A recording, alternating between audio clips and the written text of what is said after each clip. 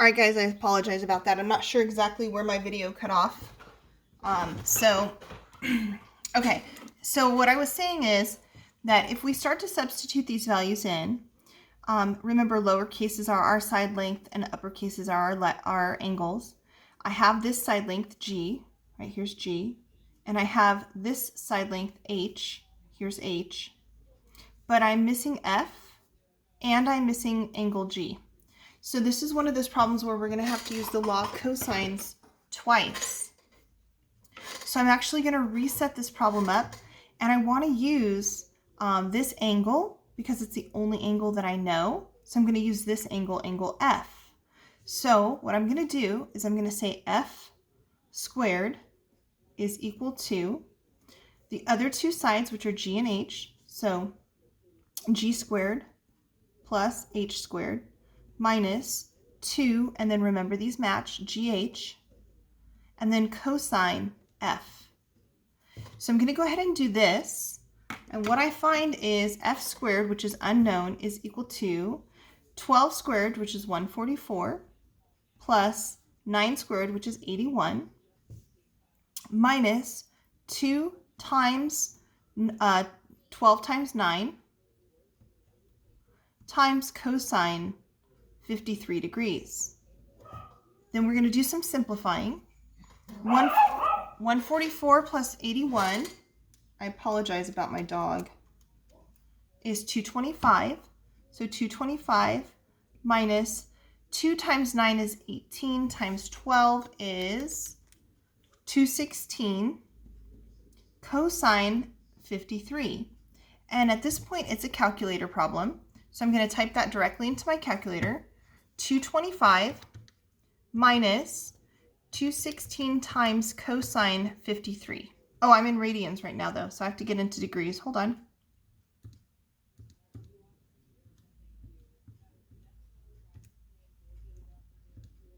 All right, and then I'll scroll back over and then put 53. Good thing I remembered. All right, so that's going to give me 95.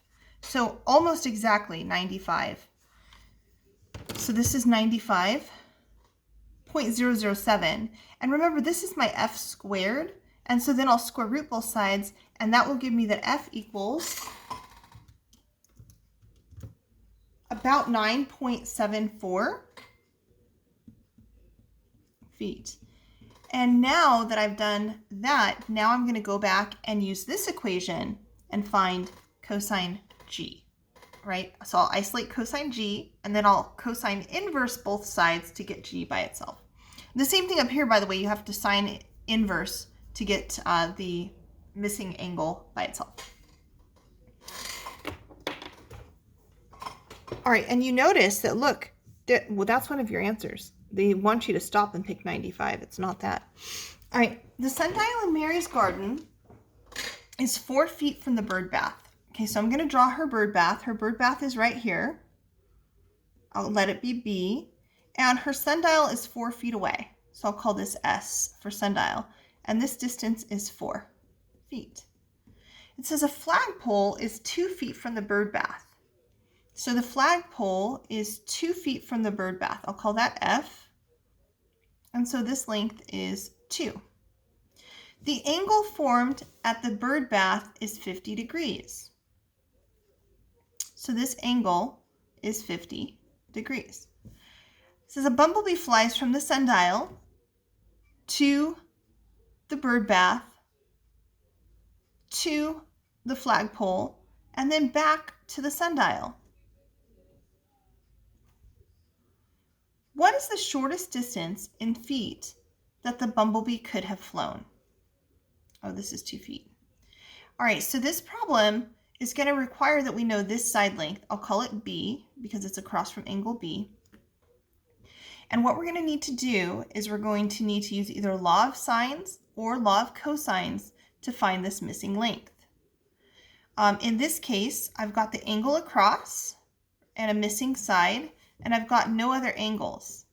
And so this, to me, right, looks, well, I want you guys to evaluate. Does this look more similar to the first problem where you had an angle and the side across from it, or does it look more similar to the second problem where where you had the angle and not the side across from it. And so this is going to be, of course, number 2. So you're going to use law of sines here, or sorry, law of cosines here. So I'll set it up. We're going to use something like b squared, right? We want to find b. So b squared is equal to f squared plus s squared minus 2fs cosine b. And so what I see is that I'm just going to double check that I'm not going off the screen. Oh, no, I'm not. Okay, so what we're going to do is we have cosine b, that's 50. We have s, and we have f. And so we'll just substitute our values in and then solve for b. Once we know angle b, or sorry, side length b, it says what is the shortest distance in feet? Whatever we get here, that's not the answer. The answer is he flew here, that's 4 feet, plus 2 feet, plus whatever we get here, and that's your final answer. All right, flipping it over. What is the radian measure of the angle that subtends an arc of length 2 radians on a unit circle? Okay, so I'm going to draw a unit circle. And remember that in a unit circle, the radius is 1. So like from here to here is 1 unit. All right, so it says an arc length of 2 radians. So we'll just call this, right, 2 radians. So this is 2 radians. And then what we know is that the radius is 1, and they want to know what is the angle theta. And so if you look back at your notes about arc measures, I'm going to find those right now. The other ones I didn't have with me, so I just provided you with the formulas. Those ones I have at work, and unfortunately I can't go to work. So let's see. Arc length. Right, so these notes right here on arc length, these are where we're going to, this is the formula that we're going to use. We're looking for the angle theta, and it's going to be S, which is, S is the arc length, over R, and R is the radius, and the angle will be in radians. Okay, and so I'll put that formula down for you, and then again, you're going to solve for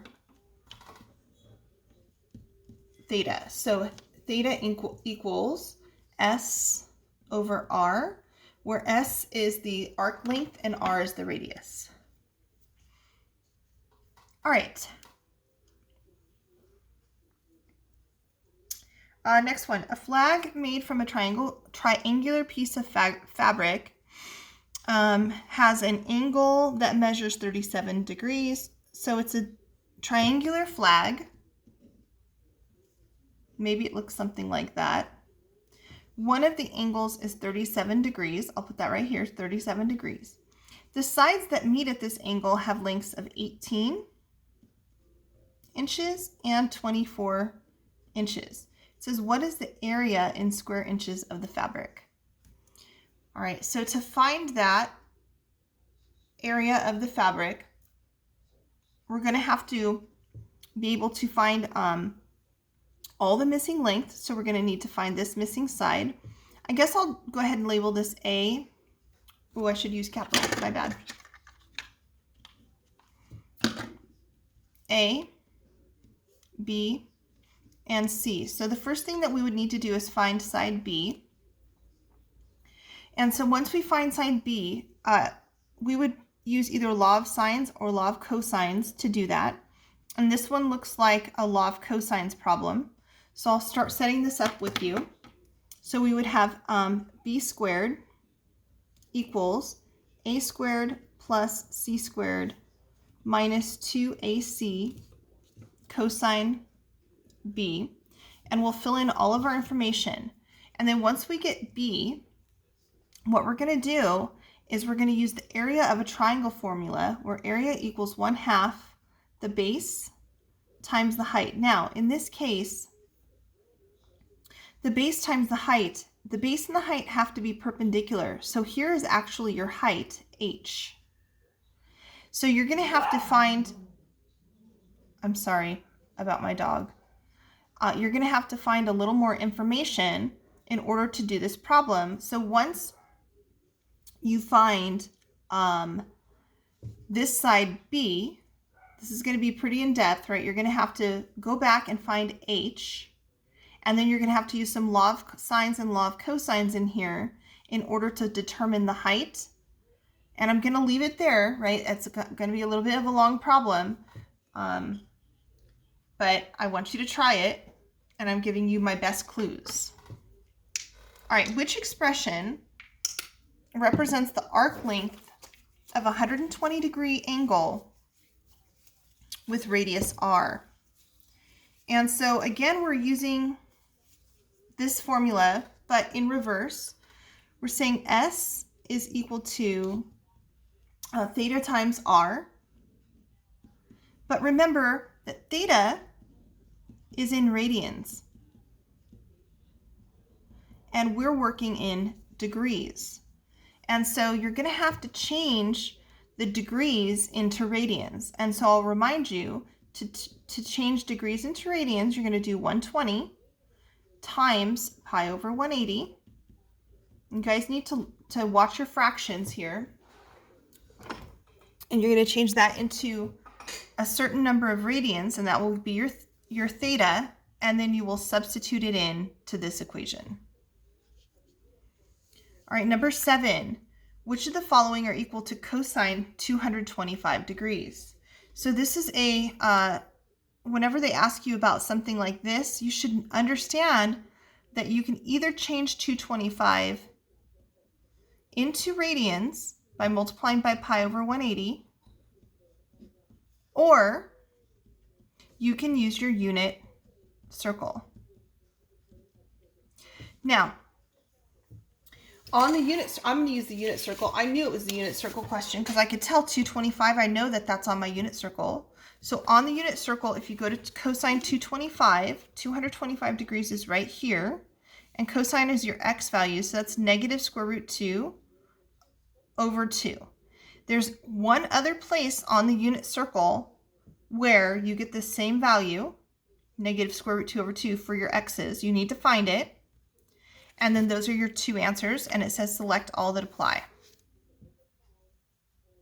Okay, so there's two places on the unit circle in degrees and radians, and so some of them might show up in degrees, some in radians, or they may not show up at all. So you could have more than one answer here. All right, the last one, it says a customer is in a rotating restaurant and seated 35 feet from the center. Okay, so here's the center of the restaurant, and it's a circular rotating restaurant. I don't know if you've ever seen one of those, but they're kind of cool. And they're seated 35 feet from the center. It says, how many feet does the customer have to travel after the restaurant rotates 7 pi over 12 radians? So they're asking you if it rotates 7 pi over 12, right? So this angle theta is 7 pi over 12, and they're asking you the distance that they travel, which is this distance along the circle. So this looks like another arc length question, and so you're going to use the same formula again. This time you know the radius and the angle measure theta. So you're going to use the same formula, S equals pi times r. I'm sorry, not pi, theta times r. And theta is already in radians. I think I'm only going to do, let me see how many more are there. Yeah, this video is getting a little long, so I think I'm going to stop right here on the video. And, well, we have 2 videos. One's about 3 minutes. I guess maybe I'll do a couple of more questions. And then I don't want the video to get too long. I don't want to overwhelm you guys with too many problems to do for one night. Okay, it says the minute hand on a clock rotates 5 pi over 6 radians while Steve waits for an appointment. how many degrees does the minute hand rotate? So here's my clock, right? And the minute hand, let's just say that the minute hand is like right here when he walks in. And then it rotates 5 pi over 6, which is how far it rotates in a radian. So maybe it rotates to right there. I don't know how the minute hand suddenly got longer, but there we go. And so this is our angle theta, right? And so they're asking us for what is the same number of degrees. So we're just taking 5 pi over 6, and we're going to change it into degrees by multiplying by 180 over pi. Let me make sure that I'm on camera. Yeah, I am. Okay, and then it says which angle is coterminal with an angle measure of 135 degrees. So we're going to draw our angle of, sorry, negative 135, right? We're going to move backward. Remember, this is 360 degrees. And we're going to move backward 135 degrees. So if I move backward 90, I'll be right here. So I'll have to move backward a little bit more. So I'm going to go backward 135 degrees. So I will take 360 and subtract 135. That gives me some degree. And then I'll convert whatever I get here, right? Whatever number I get, I'll multiply that by pi over 180 to change it back into radians. Now, if you know your unit circle, I believe this guy shows up on your unit circle. The angle theta is in standard position and intersects the unit circle at point -0, -1. What do you know about sine theta? Okay, so the angle is in standard position and it intersects the unit circle. So we're on the unit circle and it intersects the unit circle at 0, -1. So 0, -1 would be right here. This is what do you know about sine theta? And so I'll remind you that sine is your y values. And so sine theta is equal to some value based off of these coordinates. All right, what is the exact value of tangent pi over 6? Again, this is a unit circle question. And I can tell because we're either in increments of 4, 3s, or 6s in the denominator. So I would look back at my unit circle and I would go to pi over 6. Pi over 6 is right here. Here's your x and y value. So at pi over 6, we've got x is root 3 over 2 and y is 1/2. Tangent is y over x, and so you'll have to simplify it. The next one we're skipping. That's something that we didn't cover. And then we have 14, 15. Let me see how much else.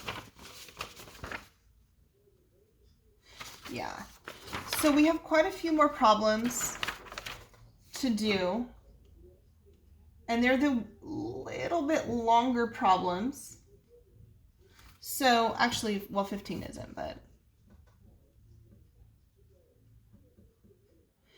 I think we will squeeze in 14 and 15 on the next video, and along with the remainder of the problem. So, all right, guys, that was part 1 of the review. Stay tuned for part 2.